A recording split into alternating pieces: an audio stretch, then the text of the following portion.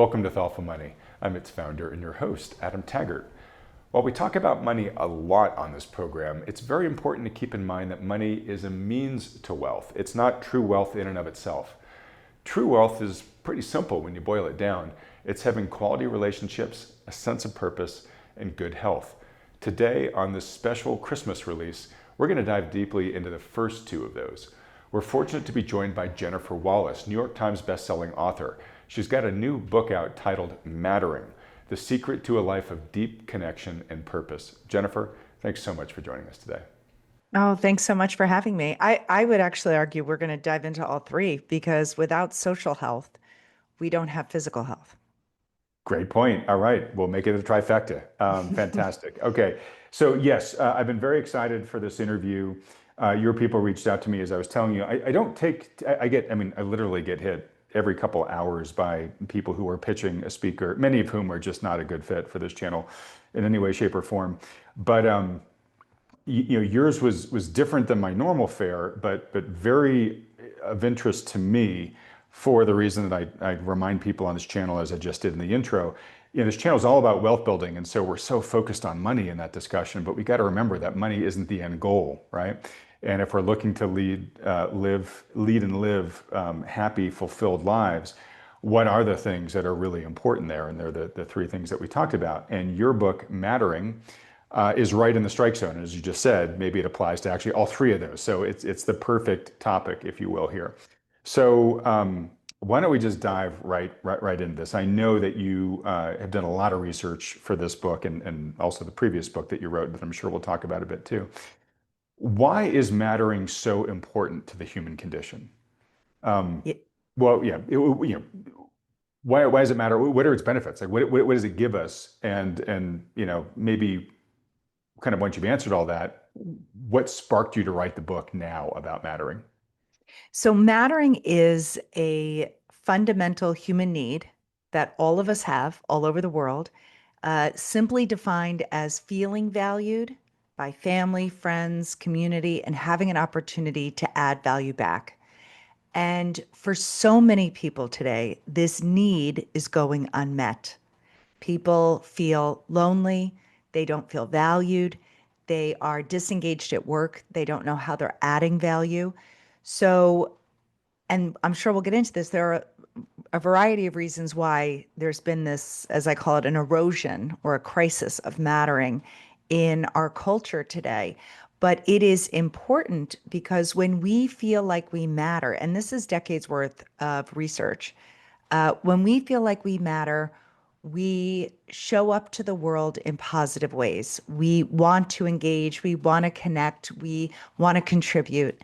But when we are chronically made to feel like we don't matter, some of us withdraw, become anxious, depressed. Some people might turn to substances to try to alleviate the pain. Hmm. Others lash out in anger, road rage, political extremes, mass shootings. These can be seen as desperate attempts to say, "I'll show you I matter."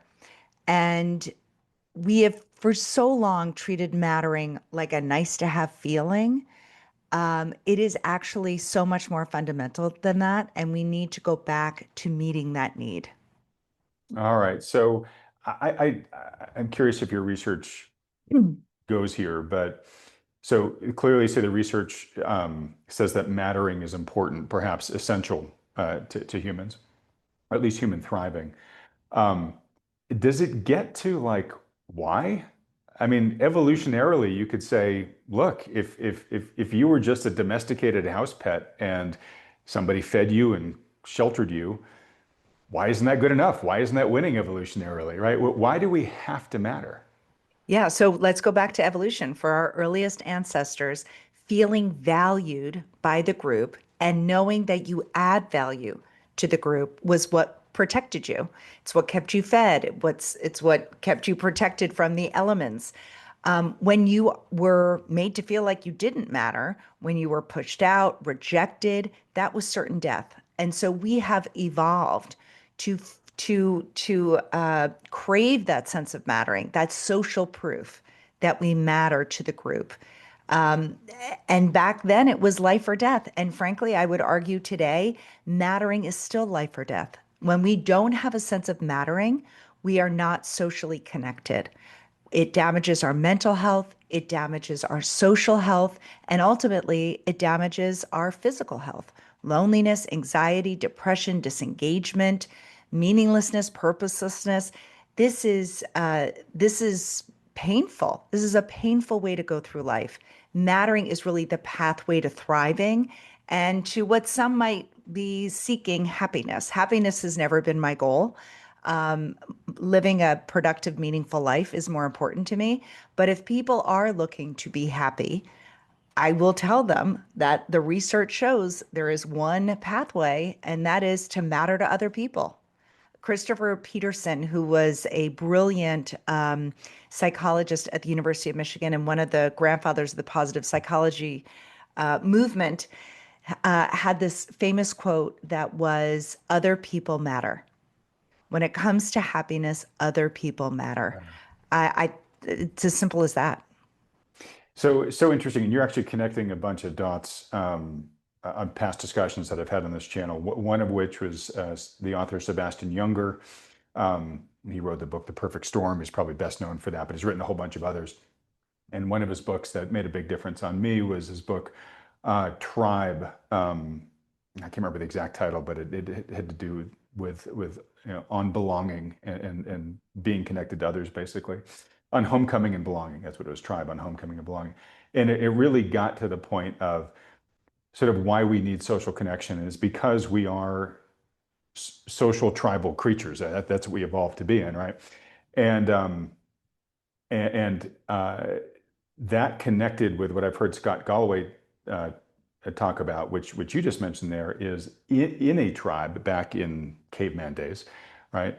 Um, if the tribe exiled you, to your point, that was death, right? Like it was an environment where the individual, the solo individual, really couldn't exist on their own. You needed the other people in that tribe to do the things for you that you couldn't, to watch your back against other warring tribes or predators or whatever, or share some of their food when you didn't catch, a rabbit that day, that type of stuff.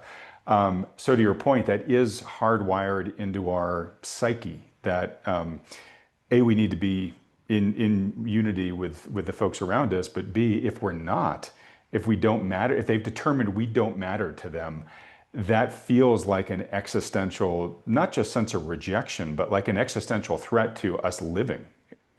Oh, You're nodding vigorously as absolutely. I'm saying all this, yeah. Oh, absolutely. I was jotting down notes of things I didn't want to forget to say.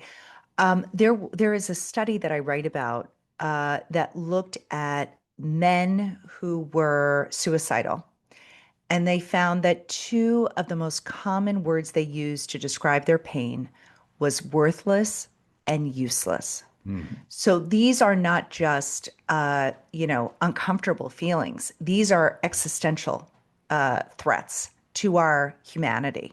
Also, you talked about the importance of belonging. Mattering, as researchers define it, is a meta need or an umbrella term, meaning it's a need that sits above other needs. So after the drive for food and shelter, it is the drive to matter that shapes human behavior for better or for worse.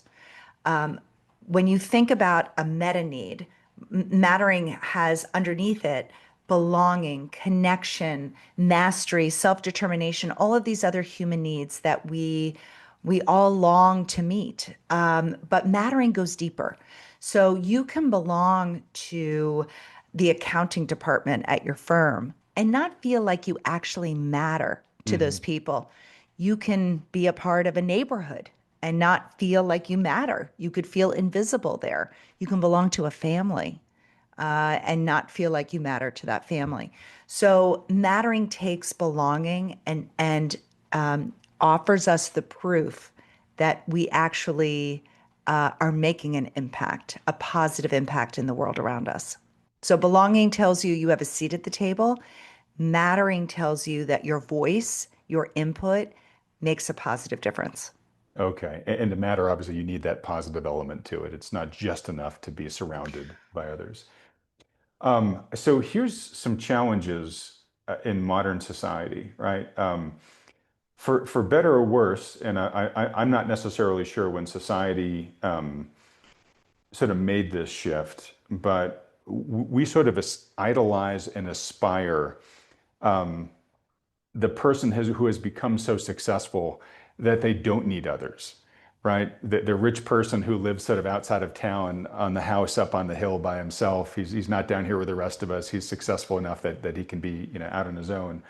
Um, uh, so, there's almost been sort of a societal, uh, you know, stain, if you will, of like, well, if you need other people, then you're not a real success, right? Secondly, we have all these digital devices now, right? Since the digital revolution. And while they make us more connected virtually to other people in theory, they have made us much more disconnected socially. And I think the research is super clear on that. And I don't think any viewers would disagree with that, right? So we kind of we retreat almost into our like virtual castles here, right? Like, oh, if I'm not getting along with other people or I feel uncomfortable socially, I can just go into my little virtual world where I'm protected and safe, but you're not getting nourished in that mattering way. And then third, for much of the past century, but it's really been accelerating of late, the workplace has become so focused on efficiency with technology and automation, et cetera, that the role for many people has been compartmentalized, right? Back in the old day, you were a master craftsman who needed to kind of conceive and build whatever you were building from soup to nuts. Now maybe you're just a bolt tightener somewhere, right? Or you're in the accounting department and you work in just one sort of, very focused task, right? So there's been sort of a diminishment of your ability to matter because you're just doing something that is maybe not quite specialized, but maybe just rote, right? And we've heard this term. I'm blanking on the fellow who wrote the book about bullshit job, the rise of bullshit jobs, but that there's a lot of jobs out there that just kind of feel like make work jobs in society. And I think a lot of people, the surveys are pretty clear. They feel like their jobs that kind of like, I don't know, kind of anybody could do this. And I'm only really doing it because my life path just kind of led me here. And it's I don't know what else to do. And I'm kind of stuck here now. I don't really know how to break out of this. So I'm sure there are other things you could add to that list, but that's already a pretty toxic soup against the individual experiencing a feeling of mattering on a daily basis. I think you've hit on almost all of them. So you talked about the individualism, which really has been an American ethos since the beginning, but Hmm. it has been exacerbated by uh, research. Robert Putnam talks about bowling alone by the idea Hmm. that we have disconnected from larger institutions. You didn't mention religion. Religion used to be, it's not a panacea, but it was a place, it provided an ecosystem of mattering, values, gathering together, something bigger than yourself, a focus on intrinsic values of wanting to be a good person, of wanting to be pro-social. Those things were rewarded, and selfishness and the opposite of mattering, hoarding, was looked down upon. You talk about tech. Tech is certainly a magnifier and an accelerant. I would say that tech is not the root, and you didn't say that. But I think some people think tech is, if not for technology, we would be healthy. No, no, no, no. Technology noticed a a large gaping hole in our society, and that was the disconnection, and they filled it to make money. So Yeah. they have accelerated, they have magnified these problems that we have seen. You talk about workplaces. There is startling data about how 75% or more of employees are disconnected and Hmm. disengaged. In my mind, when I think about the importance of mattering at work, and I write about that in my book, this book it is part of it is part of workplace culture and talks about the workplace, but it's really a book of leadership I don't call it a leadership book, but it very much Hmm. is a leadership book. And the workplace, mattering at work. When I was interviewing families for my first book, Never Enough, about achievement culture, I was reading the data about, and this is decades worth of resilience research, that children's resilience is rooted on the resilience of the adults in their lives. Hmm. And so many of the adults I was talking about were confessing that they didn't feel like they mattered at work, as you mentioned. They were showing up 8, 10, 12 hours a day to jobs where they felt invisible, cogs in a wheel, crushed by insurance companies if they were doctors in major medical centers.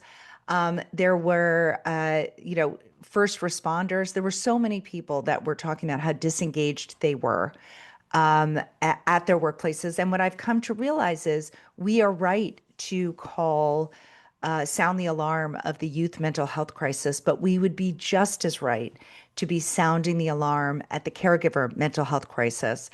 And if we are going to make a dent in youth mental health, I think we need to go upstream, take care of the adults in their lives, and take care of them in places where they spend the majority of their waking hours, and that is at work.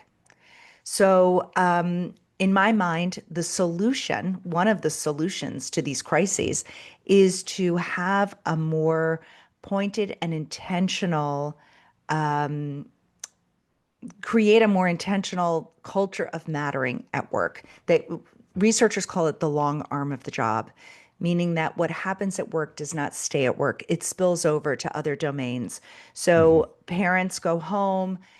They call it proximal separation when you're in the same room as your child, but you're not engaged and attuned to them as you would be if you showed up and felt like you mattered. If you didn't, sort of drag yourself over the doorway threshold after a really wearing, trying day at work. So yes, those are sort of all of the problems. And I think the solutions start with looking at the workplace and being more intentional about mattering at work. I mean, in the next 5 years, Bill Gates, next several years, Bill Gates has predicted, and other tech leaders have predicted, that humans will not be required for most Right. for most uh, from at work, but also just in everyday lives. Humans will not be required for most tasks. So what happens to mattering when we no longer add value? So that's the question that was in my mind as you were saying, hey, we need to start in the workplace. Because I was thinking, well, what happens if the workplace goes away for many people, right? Yeah, I think that is, we talk a lot about universal basic income when it comes to AI, and perhaps the need for that. But I think we need to go even further. We need, that might provide for the food and shelter, but that is not going to provide for the other equally important need, and that is the need to matter. There are great companies that are leading the way in this. I think about Walmart, Donna Morris, who is the chief people officer there, who is being very intentional to be people led, tech driven. So it is being very intentional about connecting employees to their impact, to what they do, the impact on their colleagues, the impact on the company bottom line, their impact to society. So helping employees understand the layers of their impact, I think, will be important. Okay, so a whole bunch of questions. Uh, okay, before we get to the workplace part of it, let's let's just step back at the individual for a second. So I'm somebody who is feeling a real dearth of mattering in my life right now. And maybe I pick up your book, I read it, I'm inspired by it, I want to get more of this in my life. There may be ways to get that through my workplace. Um, but I guess at a more fundamental point, so meaning in work, okay, that's something you want to have. Presumably, there are other elements in your life where meaning matters, and connection to your children is one thing you just talked about, probably to your family and your friends and your neighbors and your community and all that stuff. Um, for the person that doesn't know like where to get started, like I really want to matter, Jennifer. I just Mhm. don't. I mean, it's been so long, or I've been felt so beaten down, or like how do I start? Do you have sort of a progression, or at least some easy targets to give people? Yeah, I have a few ideas. Okay. The first one is in my mind, I have a two-question litmus test to direct you towards mattering. So the first question I would ask myself is, uh, do I have people in my life, one or two or three people, who know me for who I am at my core? In other words, do I allow people to know me? Hmm. So that is the first. To feel valued, you have to be known. The second question I would ask myself, In meaning like you have to do the work, right? You have to put yourself out there. You have to risk rejection or making it awkward, and you have to invest the time to you spend time have and probably to learn about them too and let them be vulnerable in return, right? you have to have a little bit of social courage. Yeah, And social courage can show up in very small ways. So let's go on that tangent first. Well, the two. Let me tell you quickly about the two-question litmus test. sure. So it is, do I have people in my life who know me for who I am at my core? In other words, am I willing to be open and honest and vulnerable with the people closest to me? And then the second question is, do I add value to the people around me, even in small ways? So those are the two things that I would ask myself about mattering. And let's say I was going through, often it's through life transitions that our sense of mattering erodes. So the loss of a loved one, losing a job, changing jobs, relocating, retiring, becoming a parent, facing an empty nest, all of these major life transitions can disrupt our sense of mattering. And so, if you're going through one of those life transitions, the first thing I would say is know that you're not alone. Know that this feeling that you are feeling, this loneliness, this anxiety, lean into it and know that it is a social signal that you need to be reaching out. Hmm. We too often numb that social signal, either with drugs, alcohol, tech, shopping. All of these addictions are a way of numbing that ache to connect. So, first, sit with that feeling. Second, find role models. Research finds that role models offer not just role models who have gone through something similar, not just a feeling of being seen and like you aren't alone, but they also offer practical steps of ways that you can get through a difficult transition. So look for role models. Those could be fiction, podcasts, nonfiction books, self-help books, friends, people that you know have gone through a similar transition. Sit with them, have a cup of coffee, ask them how they got through it. The third step I would say is harness the power of invitations. So often we feel like we need to have our life in order before we accept or issue an invitation for somebody to step into our life, even just in a small way, like going for coffee. But there's research that I talk about in the book called the beautiful mess effect, which is this counterintuitive idea that people are more drawn to us and consider us warm and authentic when we don't present as perfect, Hmm. when we present that the little bit of the messiness of our lives. So push yourself to issue an invitation or to accept an invitation. There was one widow I interviewed. Actually, it was a divorcee. I'm sorry, a woman who was divorced who talked about how she was no longer invited to couples dinners. And so her therapist gave her the advice to start hosting her own dinner parties. If she wasn't being invited because people felt awkward about her being the fifth wheel, well, take charge and issue your own invitation. And so she did, and it transformed her social life. So it will require a little bit of social courage, but hopefully you will get that social courage by looking at how others, role models, have come through it themselves. There's so many great things in there. Let me start with that last one.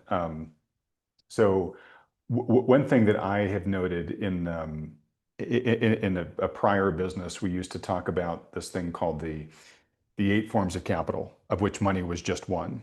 and social capital, which is a lot of what we're talking about here, was an important one, and it's one that most people we would do these conferences and we would ask people to rate themselves their sort of level of wealth in each one of these 8 forms of capital, and invariably social capital was the one everybody scored themselves the lowest on for a lot of the reasons that we were talking about here.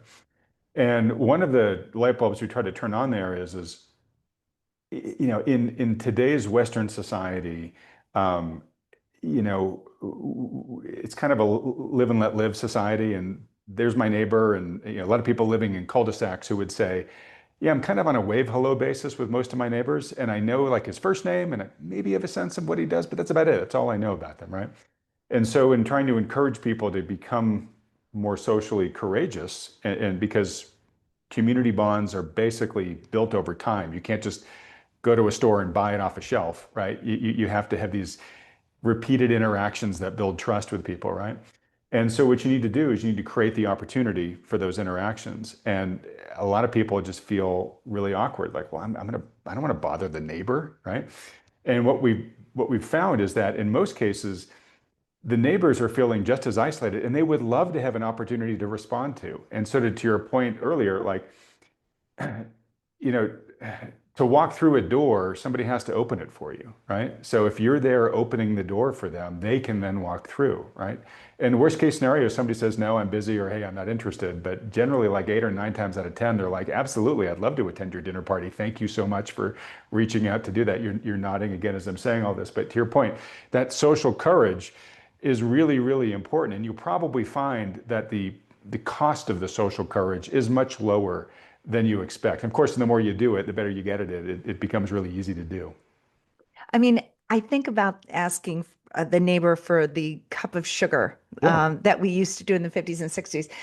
I I will admit that before researching mattering for the last 7 years, I was reluctant to ask for help. I considered myself pretty self-reliant. I didn't want to be a burden to anyone. Didn't want, but what I have come to see is that when I don't ask for help, which I think is even easier than issuing an invitation to to a dinner party, and I'll tell you what I mean.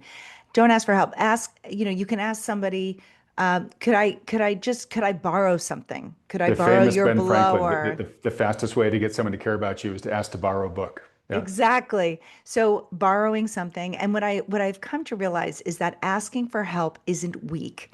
It can actually be an act of generosity because when you ask somebody for help, you are signaling to them, I trust your judgment, I trust your wisdom, I Hmm. trust your taste, whatever it is, you are signaling that they matter in some way. And so when you think about asking for help in that way, that can help you overcome the bridge. And that might be a first step, and then ask for the dinner. But to start with asking for help in just a small, small way, testing the waters that way. Yeah. Your litmus test, your second one there is, do I add value to the people around me, even in small ways? My wife is a couples therapist, and one of the things that the framework that she uses a lot, it's the Gottman method. Hmm. They talk about bids for connection, that relationships are basically just a series of bids that couples make of each other. Walk in the door. If I come in from work, do you get up and say hi to me, or you just keep sitting there reading your laptop or whatever, right? One is a bid that's been met and it built connection. The other one is a failed bid, and you have enough failed bids over time. You start getting conflict in your relationship, right? So you're kind of doing the physical world version of that, which is, hey, are you out there actually trying to do things large and small to let the folks around you know that you're there, you got their back, right? And the Gottmans have this concept of an emotional bank account where they basically say every bid you make that's received is a deposit in the bank account. Every bid that fails is a withdrawal. And the problem is they're not even.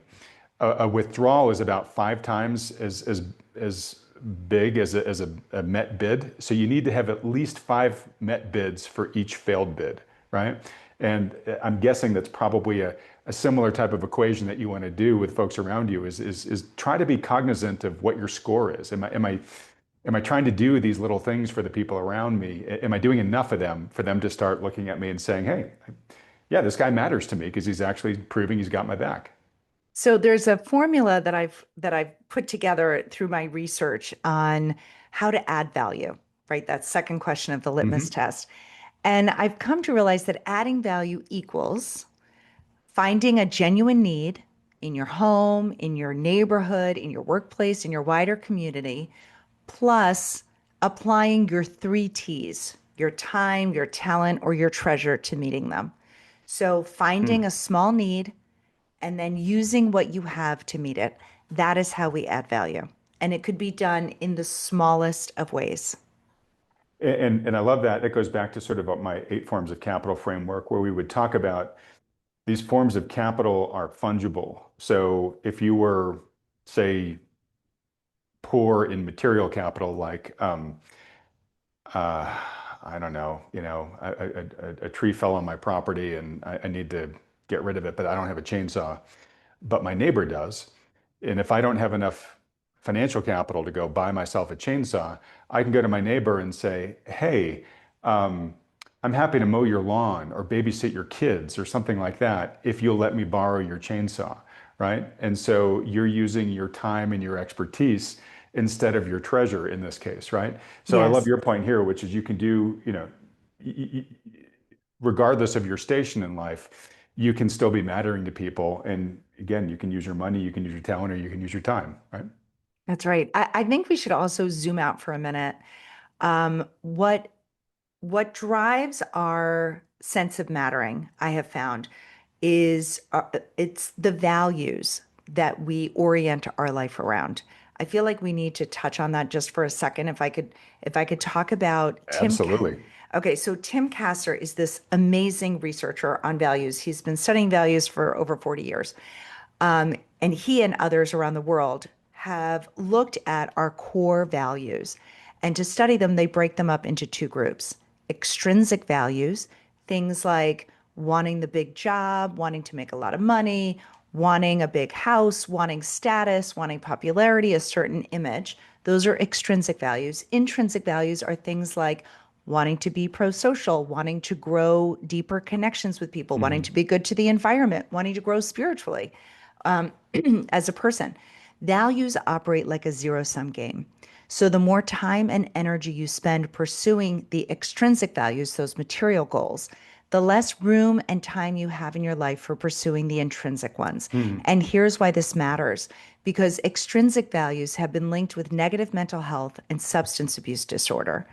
Intrinsic values are linked with the well being we want for ourselves. So sometimes for people, the lack of mattering they are feeling is because they are pursuing too much of their time and energy towards those extrinsic materialistic goals. And I will tell you, it is not that people have bad goals, bad values, or good values. It's that often people who have very materialistic values, it's not that they love material goods more. It's often that they don't have strong connected relationships. And so they are hoping those materialistic goals will make them desirable relationship partners. So it's like an overcompensation. Exactly. And so if you are, it's to me that is such a shift in thinking. If you are finding yourself overly consumed with materialistic goals, you do not have to judge yourself, but hold yourself accountable for how much time and energy you are spending on those goals. And ask yourself if your needs would be better met geared towards intrinsic values, towards what mattering supports. Hmm. That's really interesting. And I'm sure that the line is different for every individual, but painting with a broad brush, because it's zero sum, would your recommendation be don't even try for like try to get to 50-50 at least, but I'm kind of guessing you would say maybe go like 75-25 intrinsic to extrinsic. Probably, if I were to put a formula on it. I mean, I am not. So here, I almost think that there's another way of looking at it. So, in my first book, Never Enough, I write about high achieving families, high achieving Mhm. kids, high achieving parents. Um, And how their achievement once they got there didn't necessarily feed their souls the way they hoped it would, right? and even worse, their kids were suffering at 2 to 6 times. They were more likely to suffer from clinical levels of anxiety and depression, and 2 to 3 times more likely to suffer from substance abuse disorder than the average Wow. American teen. And again, a lot of this is because of the values they were pursuing. Hmm. So, what I would say is there is a great Jesuit motto, not better than others, but better for others. Hmm. And to me, I am not telling you not to be ambitious. I get so much joy from achieving. I get so much joy from people reading my book, finding it enjoyable, selling a lot of copies, making an impact that way. But it is not for my gold stars that I leave in my office that I am working to achieve these goals. It's that I believe that this idea of mattering can really change lives and can help us build those strong, deep connections that we are all longing for and too few of us are enjoying right now. So it is not, I am not here to say don't achieve. I am saying widen why you're achieving, widen your lens. You are achieving to make a positive impact on the world. How can you do that through your achievements? All right. You're making me think of this Gandhi quote, and I'm going to try to pull it up here. I'm going to read it real quickly for those that are listening on the podcast. It says, your beliefs become your thoughts become your words become your actions become your habits become your values, which you were just talking about, and your values become your destiny. And I think you would agree with that last line, that your values become your destiny for all the reasons we just talked about. Um, but I usually use that quote to take it all the way back to beliefs, which is we develop a sense of beliefs just going through life. What our parents instilled in us, our formative life experiences, things that the world just kind of beat into us by the school of hard knocks. And every so often, I think it's really important to sit back and just sort of reevaluate your core beliefs because you might find that you're holding on to one that maybe served you at one point in your life, but might not be serving you anymore. And a lot of times when it says your values become your destiny, the destiny is the last part of that. If you're not happy with how your destiny is unfolding, it might actually all be rooted in the beliefs that you hold because it starts that whole chain off, right? I'm curious to hear your thoughts on that. I think it really supports what the data shows about materialistic goals and that people are pursuing them in the hopes of being desirable friends, of being worthy enough. I mean, there's a great theologian. He's passed away now, but his name was a Dutch theologian, Henry Nouwen, who talked about the three great lies of our culture. I am what I have. I am what I do. I am what people say and think about me. Mm. And we all absorb it in our wider culture. We all absorb those messages, those signals. It is, again, not that we have bad values, it's that we are swimming in waters that are constantly activating our extrinsic values, our consumer culture, our hyper capitalism Right. culture that we're living in, Every all of these advertisement things. on TV or on the media is about buying something extrinsic. It's not about, hey, maybe you should be a better person today. Exactly. And the same thing with social media. I think we don't talk about this enough. But in my mind, what is particularly damaging about social media is that it is activating our extrinsic values. And we are not aware, we are not cognizant of it. We are passive consumers, and it is feeding us the wrong value system. Again, I'm not saying go out and be Mother Teresa. You can enjoy shiny things. You're human. Yes, go for the brass ring, whatever you want to do, but you need to balance it. Hmm. We are very out of balance as a society, and mattering is the pathway out, the pathway towards those intrinsic values that could, deliver on the destiny that we all hope for. So let me ask you this, and this is really related to thoughtful money and the fact that everybody here on this channel, myself included, is really focused on building their financial wealth, to create a better future for themselves and their families. Um, I'm sure you've heard of Simon Sinek and his whole focus on, understanding your why, right? And I'm thinking about that a lot as you're talking about here, which is to have a really good grounding in why am I doing this, right? In other words, if I'm trying to get this win so that I can then afford the big shiny car or the whatever, like you said, that's all fine. But what's the why behind it? Like the Hmm. car itself is not necessarily going to give you any sort of intrinsic reward at the end of the day.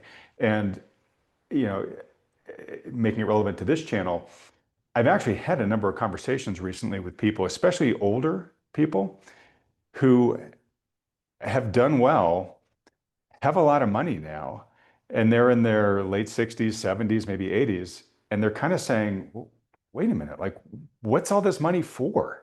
Like, why have I been doing this? Right? Is it just so I can die with a bunch of money? Or is this supposed to be enhancing life in some important way to me that matters?" And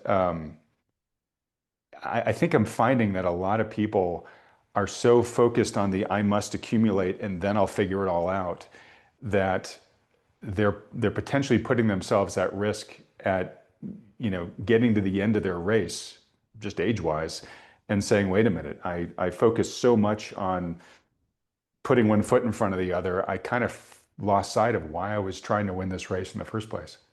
I would go even further. I think it's important to know your why, but I think there's something even more important than knowing your why. So, can I tell you a quick story? So, Please. in chapter one, I talk about the story of a firefighter named Greg, who, as a rookie, was called to a horrific car wreck. A woman was trapped inside. He stayed by her. He put his heavy bunker coat around her to shield her from the shards of glass as they worked to rescue her. They finally got her out. EMS took over and took the woman to the hospital. And Greg and his crew never found out what happened next. Did the Hmm. woman survive? Did she ever walk again? Did their efforts that night make any difference? They knew their why. What they didn't know was, were they making an impact? So when Greg became a fire chief, he created a system to track the outcomes of rescues Hmm. because he wanted his firefighters to know, what their actions had done. Because what I argue in the book is it's not enough to do meaningful and purposeful work. It's not enough to know your why. You need to know your actions make a difference. You need to know that you matter. And so many of us are walking around here with the why, but not knowing if they are making an impact. And so this is where workplaces can come in and create systems like Greg did in the fire department, where you can let employees know their impact to their colleagues, to their department, to the company's bottom line, to society, really connect people with their impact. If you work in a workplace or you're not working right now, you can also connect to your impact. You can create what one person I interviewed in the book calls an impact file. There's a woman I interviewed who works as a consultant. She saves thank you emails. When she gets press clippings, she'll put them up in her home office as a kind of little trophy wall. This is not vanity.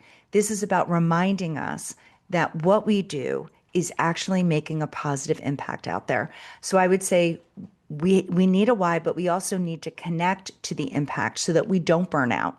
Greg, the reason I went and embedded with these firefighters for a week was because they were burning out at very high rates Hmm. because they did not know. They were feeling disengaged. They were feeling cynical if their efforts were making a difference. And this system to connect them to their impact made a difference. We also need to connect people to the impact, our friendships, our partners, our children, to let them feel like they matter, appreciate them out loud, say the thing. Don't just thank people for doing good deeds, thank them for being the kind of person who does that. So, Yeah. we all need to be connected to our impact, and life is so busy now. Often our efforts go unnoticed. Nobody closes the loop. Nobody gives thank yous in a way that feeds mattering.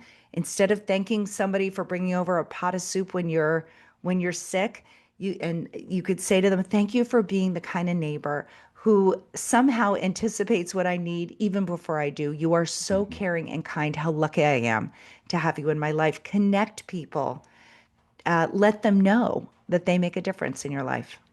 So there's a saying in business that I mention fairly often on this channel, which is if it doesn't get measured, it doesn't get moved, Mm-hmm. right? And you're basically saying the human equivalent of that, right? Which is, if we can't see its impact, then it doesn't matter, right? Or at least it doesn't matter. We don't realize that we're mattering. Let's put it that way. We might be, but we just don't have the feedback, right? So putting in these feedback loops that tell us if we're being successful at our efforts is critically important. And I get in the workplace how that, you know, sort of easy to imagine systems like the fire guy put in. So that could be a potential best practice, for companies going forward. Hey, if you want your employees to feel motivated and lean into their jobs, make sure you put in these systems that they can see that their work is actually having the right impact. A little bit harder and squishier, at the home and in communities. And you gave a couple good examples, but you're kind of making me think maybe there needs to be like a workbook companion to this, that gives people ways to kind of score the squishier, more human stuff on it, because it's just as important, right? It It's is. kind of like my mention of the Gottman emotional bank account. It's a great framework, but it's not like couples have a literal bank account they're dropping coins in, right? But whatever it is, whether it's you have a weekly sit down with your family and you just reflect back, hey, these are the things I noticed you did this week that really made me feel good or whatever, right? But just uh, my next question for you is going to kind of be, how do we build these cultures of mattering in all the places that matter, your home, your community, your workplace, whatever. Um, might you do a workbook, or do you already have some of these things already fleshed out? So in the book, I get pretty granular, but yes, I certainly am thinking about a workbook companion. There are simple mattering happens in small moments. It's not, yes, you feel it at a retirement party or a milestone birthday when people are giving you toasts, but we need to matter in the everyday. We need those reminders. We need to be connected to our impact. So here's one small thing you could do. If you're after you're listening to this podcast, send a text to someone in your life and say, if it wasn't for you, dot, dot, dot, I wouldn't have had the courage to go on that job interview. Thank you for believing in me, Mhm. even before I believed in myself. Um, if it wasn't for you, uh, we wouldn't have taken that amazing guys trip. You are the glue that keeps us together. Thank you for all your efforts there. If it weren't for you, our department wouldn't be as close knit and supportive and helpful to each other. You model this type of behavior and it's contagious to everyone in the department. So there are ways that we can express how we matter to each other in small one sentences. I was giving a keynote once, and it was at an educational conference, and a teacher was getting an award, national award, lovely. But what made him tear up was that his colleagues presented him with a gigantic jar of M&Ms. Mm. That is his favorite snack. And they said, now you could have all the M&Ms you would ever want for your 3 o'clock snack. He felt seen and known. Mattering is in the details.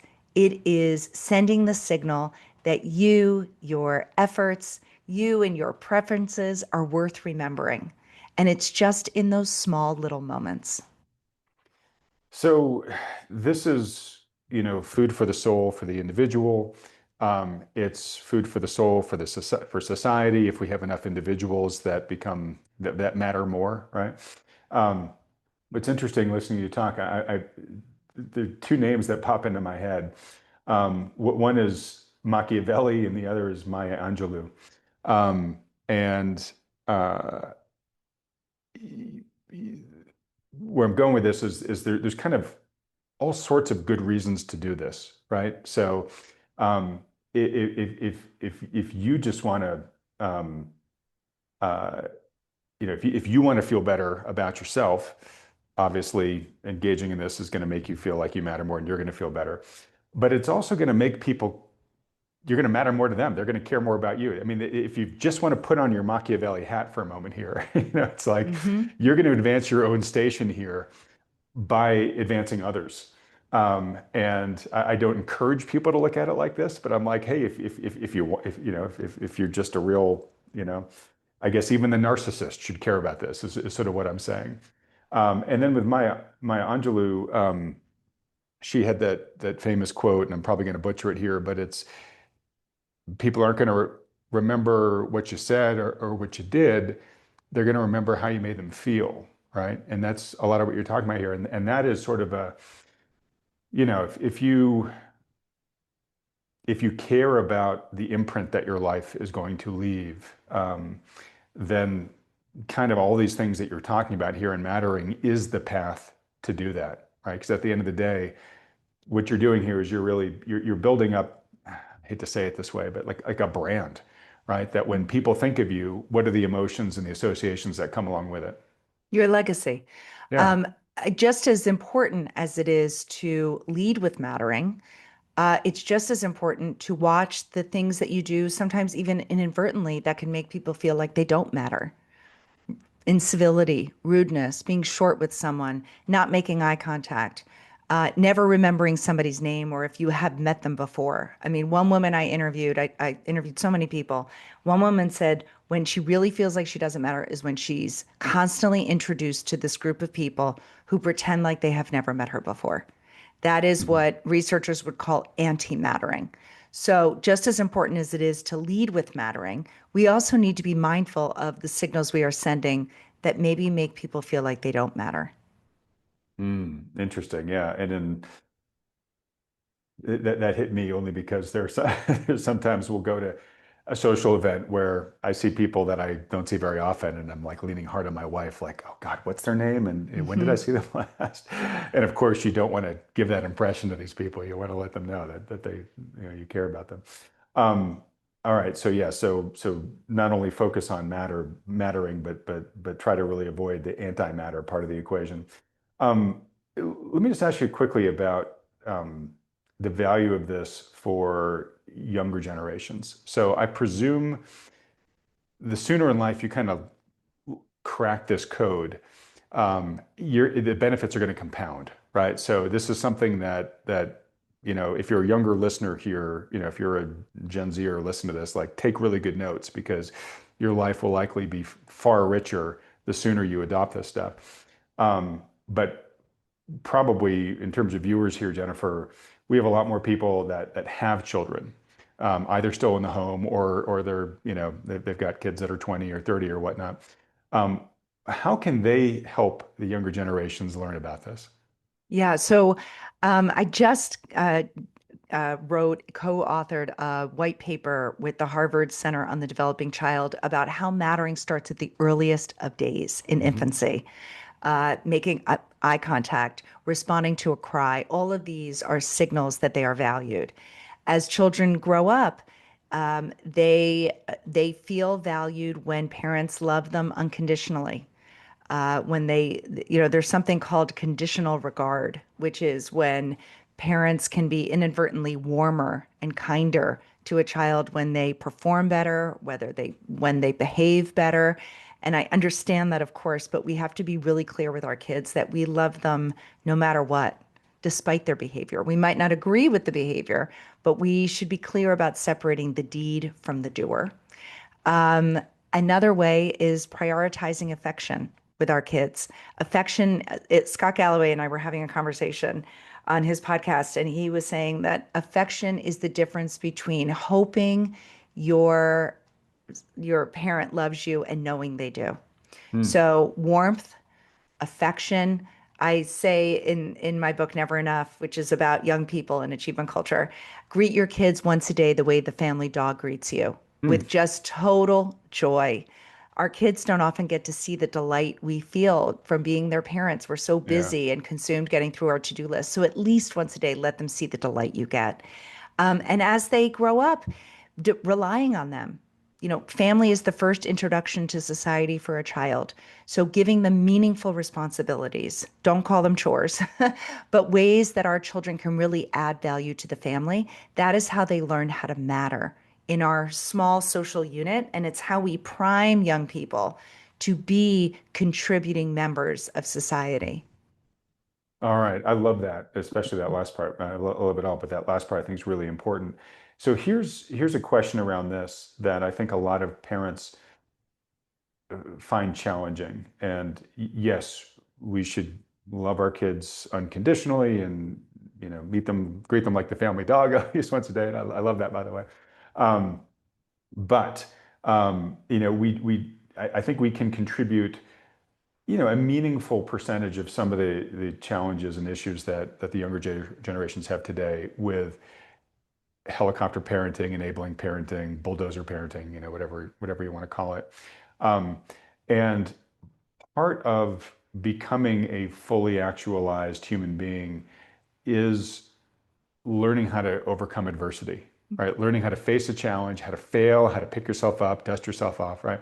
So as a parent, part of being a caring parent in many ways is to push the kids out in the world, let them fend for themselves, not step in to helicopter or bulldoze when it starts to get tough. How can you how can you help bridge those two of like, helping your kids matter, but in some ways by not doing things for them? Well, our kids need the social proof that they matter out in the world. So, yes, as parents, we are the primary givers of a mattering mindset and these beliefs. But beyond the family, school, relationships with teachers, relationships with peers and the wider community, those are other ways that our kids can develop a sense of mattering, and they are important. And so, what I would say to parents is to really think about letting your kids be exposed to other areas where they can add value and feel valued and also recover. When you give your children an unconditional sense of mattering, setbacks and failures do not feel like an indictment of their worth. Hmm. They will be able to recover from them. When a parent's love is felt as conditional, the stakes feel much higher, both for the parent and for the child. So I would say there's no mattering and giving your kids freedom to explore and fail and iterate in their lives are not mutually exclusive. If anything, mattering is a pathway to success and achievement because when you believe it, you are willing, when you know you matter for who you are at your core, you are willing to reach for high goals. You are willing to risk failures and setbacks because these are not indictments of who you are. I constantly try to say to my kids, you are not your successes and you are not your failures. Mm. That is a very countercultural message in today's world. Um, but it's because of that that my kids reach for high goals. They don't always hit them, but they hit some of them. And when they don't, I'm here to remind them of their worth. I'm here to remind them. There's this little thing that a mother that I interviewed for Never Enough did with her high achieving kids. Whenever her kids would bomb a test that they studied for or would get rejected by friends or wouldn't make a team, she'd reach into her wallet and she'd grab a $20 bill. And she would hold up the bill to her kids and she would say, how much is this worth? And they would say $20. And she'd say, okay, hang on a second. She'd wrinkle it up, dunk it in a glass of water, very dramatically hold up this dirty, wrinkled, soggy bill. And she would say, what is this worth now? And they would say $20. Mm. And she said, like this $20 bill, your worth doesn't change whether you've been knocked down, rejected, bomb a test. Your worth is your worth no matter what. So it is the job of a parent, in my mind, to convince their child of their worth outside of our capitalistic system. Because it is only that to me is the best gift we could give our children if we want to put them out into the world and give them the tools and the bandwidth and the mattering to spare. I like that a lot. And this is your 2-point litmus test. Number one is, do I have people who know me for who I truly am? That's really what you're talking about here, right? Hey, you took a risk, it didn't work out, went sideways on you, but I'm here to remind you, of who you are at your core. Pick yourself up, dust yourself off, go back at it. Exactly. All right. Well, Jennifer, I really love this. Let me ask you this. Two last concluding questions here. Um, okay, so America watches this video and says Jennifer's got it. So everybody votes to make you empress, and we've got to implement the reforms that you say we should prioritize most highly. What's near the top of the list? I mean, I would be looking at policy through the lens of mattering. So I would be making mattering a public health priority. What does that mean? It means supporting caregivers. It means supporting people in neighborhoods who are knitting people together. It means going into workplaces and talking about the importance of mattering, Mhm. Putting and in those reporting putting loops that in you're those talking about. practices. um, and I would reduce the anti-mattering public rhetoric. That I think is so damaging. If we can go upstream and we can feed people a sense of mattering, they will not have to scream across party lines. They will not have to go in with a gun and shoot up a workplace or a school. Hmm. They will know that they matter. They will not have to prove it in those negative ways. So I would make mattering a public health priority, and I would use it as a lens. In any policy, are there people that are going to be left feeling like they don't matter? What can we do about that? Hmm. Can I toss out an example to get you to react to? Because uh, all that sounds great to me, and I think there really is something there about behavioral economist Peter Atwater says, when people get desperate, they act desperately, right? um, and when somebody feels like they don't matter, and again, it carries that emotional weight we talked about earlier of like, it's like a threat of death, right? You have to sort of prove to yourself that you matter, and you out of desperation, you can do that in ways that are actually really highly destructive, right? The person that goes and cheats a school or whatever, right? Um, and look, I'm my own personal bias. You don't have to share it. Um, there's a big debate going on in law enforcement, and should we be sending social workers in for certain things than policemen? And absolutely, there are things that probably police people aren't trained in. But at the end of the day, violent criminal, you probably want a cop who knows how to deal with that than some poor social worker that might not be prepared for what might be coming back on that. But that being said, I think if we can catch these things before they get to the point where the person is taking the desperate act, um, we might be able to dramatically reduce a lot of these adverse outcomes that we're currently seeing in society. So, what do you think of the idea of like national service? And I don't necessarily mean military service, although that certainly could be part of it, but like, hey, for 2 years of your life when you're young, you're going to be stationed somewhere doing something that is going to matter to the country's interests. And you're going to be surrounded by people whom you would not normally get to know. You're going to form bonds with them, learn that you have commonalities with all these other people. Would this be one of the ideas in your policy set you might think about? Absolutely, a volunteer corps. I actually had a conversation with the former president of Harvard College, Claudine Gay. I'm an alum, and I was talking to her about, how elite colleges are bragging about being the most rejective.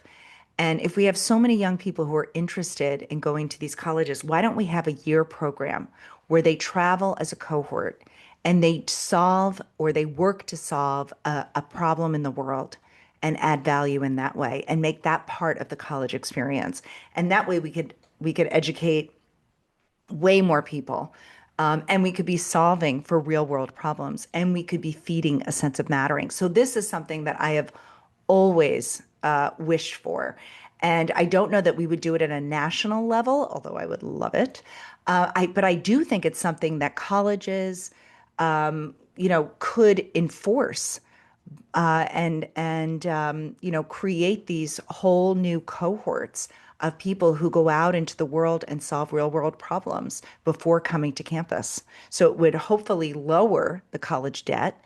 It would add mattering and value. You would be with your cohort. You would be adding value. I think it's a win-win. She wasn't really interested in my proposal. Well, yeah, probably Hmm. because it's taking money out of the pockets of the institutions that are making a ton of money right now. But okay, I'm at least glad to hear that that resonates with you because that's something that I've always thought was a good idea. All right. Is there anything else that's important to this topic of mattering that I just haven't thought to think of to ask you about yet? I would just say that, um, simply put, if you're feeling like you don't matter right now, you are literally one action away from mattering again. Mm, It could be sending the text to someone that if it wasn't for you, it could be walking out your front door and thanking the mail carrier who always greets you with a smile and say, the days have been long, but your smile always warms me up. Thank you for being such a positive force in the world.